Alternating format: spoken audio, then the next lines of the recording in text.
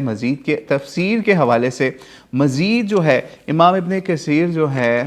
حافظ امام التفسیر جو ہے وہ کیا کہتے ہیں کہ تفسیر کا صحیح طریقہ کیا ہے۔ آپ لکھتے ہیں سنو، تفسیر کا بہترین طریقہ یہ ہے کہ اول تو قرآن کی تفسیر قرآن سے ہو، ایک بیان کہیں ہے تو کہیں مختصر ہے، کہیں تفصیل سے ہے۔ اس کے بعد قرآن کی تفسیر حدیث سے ہوتی ہے، اس لیے حدیث قرآن کریم کا سمجھ لیجیے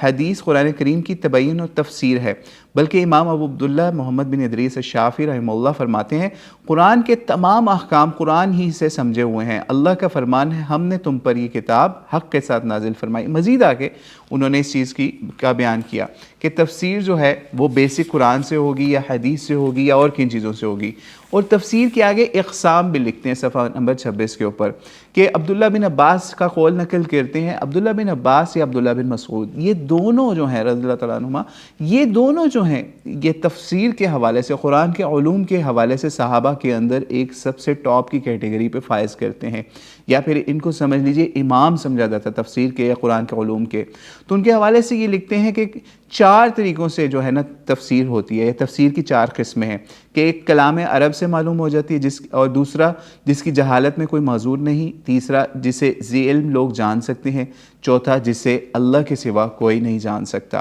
ٹھیک ہے۔ تو یہ سمجھ لیجیے انہوں نے بھی مزید 4 جو ہے نا